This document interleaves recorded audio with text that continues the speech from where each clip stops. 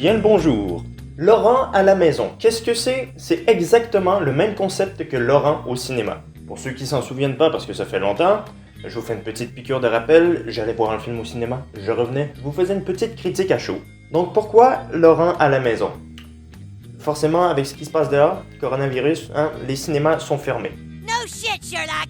Et donc, on s'est un peu tourné vers les plateformes de streaming. Eh oui, Netflix, Amazon Prime, Disney+, Shudder, Shadows, tout ce que tu veux. Et durant le confinement, forcément, j'en ai regardé plusieurs, et beaucoup de films d'horreur, notamment.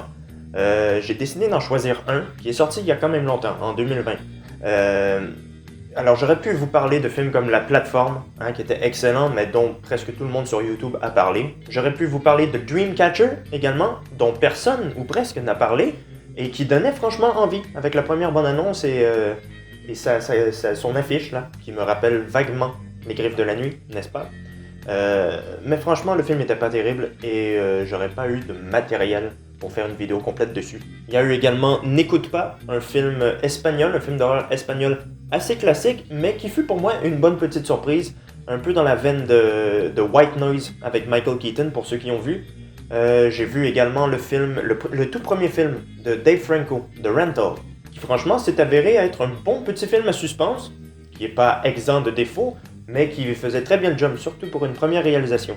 J'ai également regardé His House, Sa Maison, en français, qui est une immense surprise. Pour moi, un très très très bon film dont j'avais vraiment envie de vous parler. Mais finalement, voilà, pendant une soirée, je naviguais comme ça dans le flux de Netflix et je suis tombé complètement par hasard sur un petit film norvégien. Un petit film norvégien qui était le premier de son réalisateur et ce réalisateur s'appelle Jarand Erdal. Merci à mes notes. C'est un film qui est sorti en octobre 2020, je crois, et qui est passé pas mal inaperçu en fait. Je sais pas s'il y en a en France, mais en tout cas, j'ai regardé sur YouTube pour voir si je trouvais pas des vidéos dessus, et le YouTube, le ciné YouTube français en a presque pas parlé.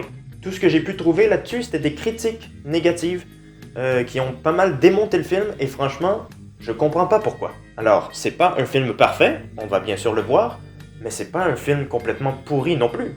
C'est même une très bonne surprise. Bref.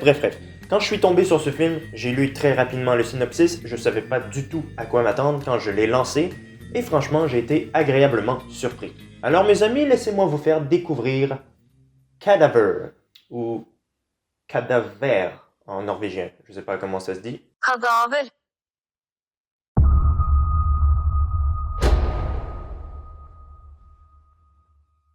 Qu'est-ce qui nous rend humains?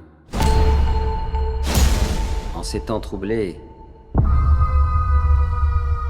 qu'est-ce qui nous distingue du monde animal? Alors voilà, on est dans une Norvège post-apocalyptique après une guerre nucléaire, et puis les citoyens doivent lutter contre la famine. Et oui, parce qu'il n'y a plus de bouffe, ils ont plus d'électricité, ils ont un peu de difficulté à trouver des logements viables parce que tout s'effondre. Et puis là, c'est ça, on suit une petite famille qui va finir par être invitée à assister à une pièce de théâtre, en échange en plus d'un joyeux festin. Cette fameuse pièce a lieu dans un immense hôtel, et cet hôtel fait vraiment contraste avec l'extérieur qui, comme je vous l'ai dit, est assez dégradé. Tout est gris à l'extérieur, tout tombe en ruine, alors que l'hôtel, il y a plein de couleurs un peu partout. Les gens sont bien habillés, l'hôtel est en très bon état, ils ont droit à de la belle nourriture, ça paraît presque irréel pour nos personnages. Et la pièce à laquelle ils vont assister est assez particulière, c'est une pièce un peu immersive si on veut. En fait, les acteurs et le public ont droit de se promener où bon leur semble dans l'hôtel. Et tout ce qui distingue les comédiens des spectateurs, ce sont ces petits masques dorés là qui ont une apparence assez creepy, je trouve. Alors si vous en portez un, vous faites partie du public.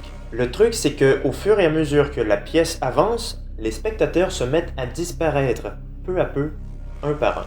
Je n'en dis pas plus, j'ai pas envie de spoil dans cette vidéo, il n'y aura pas de spoiler. Venez. Je pense que nous avons tous besoin d'une parenthèse en cette période angoissante. Vous êtes d'accord avec moi? Survivre ne suffit pas. J'ai trouvé que c'était une intrigue assez intéressante, même si elle n'est pas super originale. Elle est quand même bien amenée, et puis bon, oui, on a certains éléments qui sont assez clichés, très prévisibles aussi dans cette histoire, mais on peut facilement les contourner. Et je trouve qu'on arrive bien à nous imprégner dès le début de toute cette ambiance lourde de post-apo là qu'on a au début quand on suit la famille qui se cherche un refuge et de la nourriture. Donc voilà, on prend bien le temps de nous plonger dans toute cette atmosphère de fin du monde, si vous voulez. Et puis, quand cette famille est donc invitée à aller voir la pièce, ben, tu sens qu'ils sont beaucoup plus appâtés, forcément, par la nourriture qu'ils vont avoir et non pas par la pièce. Ça, c'est un complément, hein, pour se divertir seulement. Eux, ce qu'ils veulent, c'est manger. Donc, tu comprends bien que même si ça a l'air un peu douteux, parce que ça l'est, hein, les persos vont forcément accepter. Mais voilà, tu sens également qu'il y a quelque chose avec cette pièce qui est un peu macabre. Ça cache quelque chose de malsain et de très glauque. Et c'est une pièce qui a été organisée par Mathias, un personnage qui est un ancien réalisateur, un metteur en scène, et tu captes assez rapidement que ce mec-là domine tout le monde. Je veux dire, la plupart des scènes dans lesquelles il apparaît, il est toujours un peu placé en hauteur. Il a de la nourriture pour tout le monde, donc il les tient un petit peu par les couilles, si vous voulez. Et puis son hôtel, l'hôtel dans lequel il donne sa pièce, est situé sur une montagne qui surplombe carrément toute la ville. Donc ouais, tu sens bien qu'il a une emprise sur carrément tous les citoyens de la ville. Et franchement, la tête de l'acteur. Cet acteur est incroyablement bon et flippant. Je veux dire, il a l'air vraiment fou. Je sais pas c'est quoi son nom, je vous l'affiche ici et allez vous faire foutre si vous voulez que je prononce ça. Mais franchement, il est vraiment doué. Il a vraiment une tête de malade et il joue super bien. Ah oui, temps mort. Petite mention spéciale au titre francophone qu'on a au Québec. Parce que vous, en France, il s'appelle Cadaver aussi, mais avec un C. Et je vais pas vous révéler le titre qu'on lui a donné au Québec. Mais c'est un titre que je trouve gâche complètement la petite twist du film. Merci. Bref, c'est ça, j'ai pas mal adhéré au scénario de ce film. J'aime aussi les fortes thématiques que ce film a. On parle ici d'instinct de survie, d'instinct animal, d'instinct primitif. Puis à un moment donné dans le film, nos personnages vont être un peu contraints à faire certains choix. Des choix qui vont nous sembler immoraux.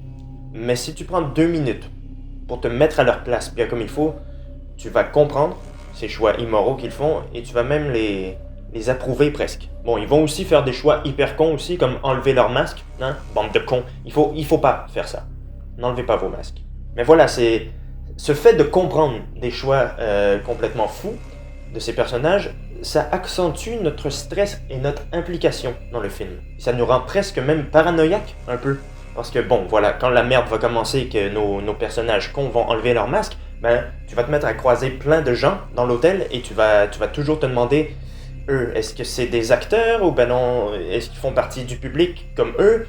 Tu vas même à un point te demander, est-ce que la pièce qu'ils jouent, est-ce que c'est réel ou est-ce que c'est vraiment une pièce de théâtre? Donc voilà, il y a des petits côtés psychologiques qui vont te faire douter, qui vont brouiller les pistes dans le film et ça va amener de bonnes scènes de tension et de bonnes scènes horrifiques également.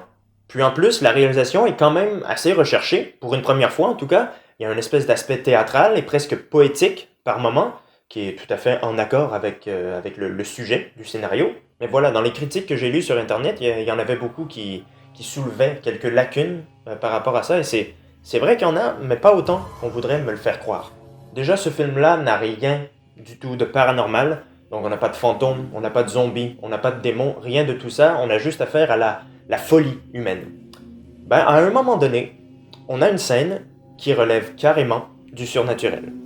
Et là, j'ai eu beau me demander, est-ce que c'est un personnage qui délire un peu, qui a des hallucinations, ou bien c'est juste une scène bizarre comme ça qui sort de nulle part? Je sais pas, parce que ça ne nous est pas expliqué, et on n'en reparle plus après. Il y a également le dénouement qui m'a peut-être un peu déçu. Tu sens un peu... C'est comme si le réal savait pas du tout comment terminer son film. Tu sens que c'est rapidement expédié et que c'est un peu facile. Et puis tu te dis... Ok. Moi j'en aurais redemandé, franchement. Mais bon, sinon malgré ça, j'ai trouvé que Cadaver ça a été une bonne petite surprise pour moi. Et j'avais envie de vous en faire part, tout simplement. Je sais que ça a été un épisode assez court, parce que je voulais pas vous spoiler ni entrer trop dans les détails. Mais voilà, ça a été une bonne petite surprise. Il est sur Netflix. Si vous voulez le voir, vous le regarderez, je vous le conseille, et vous m'en donnerez des nouvelles par après. Faut pas non plus s'attendre à une claque cinématographique. C'est juste un bon petit divertissement horrifique qui fait très bien le job. Donc voilà, c'est ce qui va conclure cet épisode de Laurent à la maison. J'espère que ça vous a plu quand même.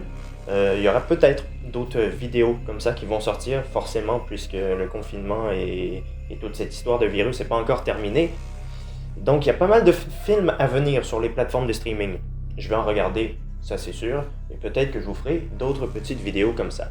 Donc sinon, nous on va se retrouver très bientôt sur la chaîne pour de nouvelles vidéos. Le 4e épisode de la cinéculture est en cours de production, si vous voulez. Et puis il y a un autre épisode sur la musique qui va sortir après cette vidéo, dans quelques semaines. Voilà. Donc les amis, je vous dis à la prochaine, prenez soin de vous et on se voit bientôt. Salut! Vous avez vu notre petite fille?